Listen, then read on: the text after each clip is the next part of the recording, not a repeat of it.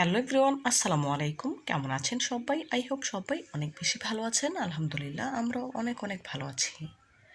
আজ আপনাদের জন্য নতুন আরও একটি রেসিপি নিয়ে চলে এলাম। আজ শেয়ার করব হোটেল স্টাইলে পারফেক্ট সিঙ্গারা। এই সিঙ্গারাগুলো একদম মুচমুচে। কীভাবে এই সিঙ্গারাগুলো তৈরি করলাম আশা করি সম্পূর্ণ ভিডিও জুড়ে সাথে থেকে সিঙ্গারা তৈরির রেসিপিটি দেখে নেবেন। তো বন্ধুরা, কথা না বাড়িয়ে চলুন সিঙ্গারা তৈরির মূল প্রস্তুত প্রণালীতে যাওয়া যাক। সিঙ্গারা তৈরি করার জন্য প্রথমে ডো তৈরি করে নিতে হবে। এখানে একটি মিক্সিং বোল নিয়ে নিচ্ছি মেজারমেন্ট কাপের 2 কাপ আটা। আমি আটা দিয়ে সিঙ্গারাগুলো তৈরি করব, তবে আপনারা চাইলে ময়দা দিয়ে করতে পারেন, কোনো অসুবিধা নেই। দেব হাফ টেবিল চামচ কালো জিরে, 4 টেবিল চামচ সয়াবিন তেল, দিয়েছি স্বাদ মতো লবণ। প্রতি 1 কাপ আটার জন্য 2 টেবিল চামচ তেল দিতে হয়। আমি যেহেতু 2 কাপ আটা নিয়েছি সেজন্য 4 টেবিল চামচ সয়াবিন তেল দিয়েছি। এখন খুব ভালোভাবে মেখে নিচ্ছি। দেখুন মেখে নেওয়া হয়ে গিয়েছে, আপনাদের দেখে দিচ্ছি আর তেলটা কতটুকু পরিমাণে হয়েছে। কিছু আটা হাতে নিয়ে মুঠি করলেই তলা পেকে যাচ্ছে, আবার একটু চাপ দিলে ভেঙে যাচ্ছে। এমনটা হলেই বুঝতে পারবেন তেলটা পারফেক্ট হয়েছে। এখন অল্প অল্প নর্মাল পানি দিয়ে ডো তৈরি করে নিতে হবে। একসাথে বেশি পানি দেওয়া যাবে না, এতে করে ডো অনেক বেশি নরম হয়ে যেতে পারে। সেজন্য অল্প অল্প পানি দেবো আর মাখতে থাকবো।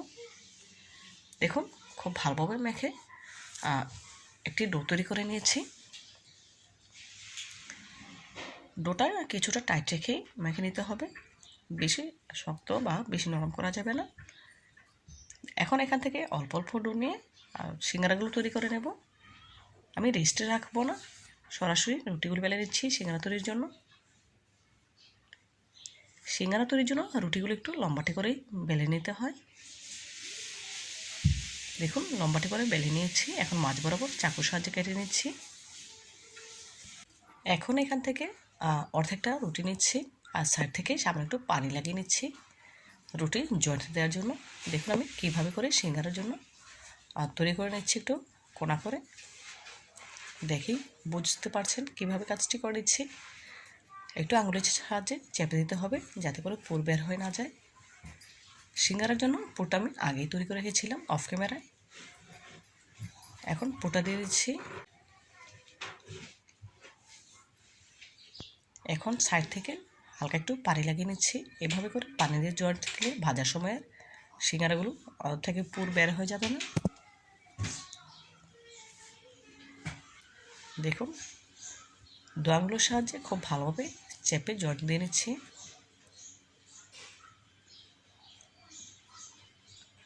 কাজটি আমি কিভাবে করে নিচ্ছি দেখেই বুঝে নিতে হবে, বলে বোঝানোর কিছু নেই। একটি সিঙ্গারা তৈরি হয়ে গিয়েছে। এখন আরও একটি সিঙ্গারা আপনাদের বোঝার সুবিধার্থে তৈরি করে দেখাচ্ছি। আবারও সাইড থেকে পানি লাগিয়ে নিয়েছি। এখন আঙুলের সাহায্যে চেপে চৌকোর মতো করে নেব। সাধারণত সিঙ্গারাগুলো একটু তিন কোণাই হয়।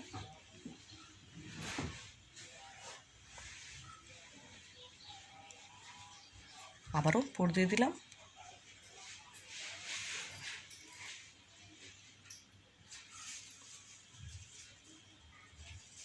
সাইড থেকে একটু পানি লাগিয়ে নিয়েছি। এখন আঙুলের সাহায্যে চেপে চেপে জয়েন্ট দিয়ে নিচ্ছি। এভাবে করে একই প্রসেসে সবগুলো সিঙ্গারা তৈরি করে নেব। দেখুন আরও একটি সিঙ্গারা তৈরি হয়ে গেল। এভাবে করে একই প্রসেসে সবগুলো সিঙ্গারা তৈরি করা হয়ে গিয়েছে।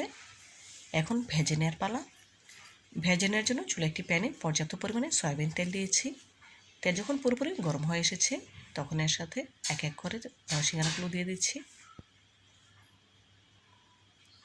সিঙ্গারাগুলো ছাড়ার পর গ্যাসের ফ্লেম মিডিয়াম হিটে করে দিতে হবে, হাই হিটে করে ভাজা যাবে না। এতে করে সিঙ্গারাতে খুব সহজেই কালার চলে আসবে আর সিঙ্গারাগুলো মুচমুচে হবে না। সিঙ্গারাগুলো উল্টে নিচ্ছি। এভাবে করে কয়েকবার উল্টে পাল্টে সিঙ্গারাগুলো গোল্ডেন ব্রাউন কালার করে ভেজে নেব। সিঙ্গারাগুলো তৈরি করা একদম সহজ। এভাবে করে যে কেউ সিঙ্গারা তৈরি করে নিতে পারেন। এতে করে বাজার থেকে অস্বাস্থ্যকর সিঙ্গারা নিয়ে খাওয়ার কোনো প্রয়োজন নেই। দেখুন সিঙ্গারা কালার কিন্তু অনেকটাই চেঞ্জ হয়ে এসেছে। আরও কিছুটা কালার করে সিঙ্গারাগুলো তেল থেকে তুলে নেব।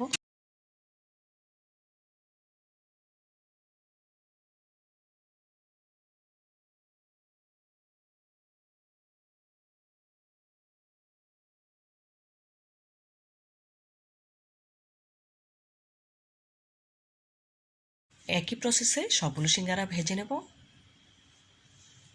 সবগুলো সিঙ্গারা ভেজে নেওয়া হয়ে গিয়েছে। এখন একটি সার্ভিং প্লেটে সিঙ্গারাগুলো সার্ভ করে নিয়েছি।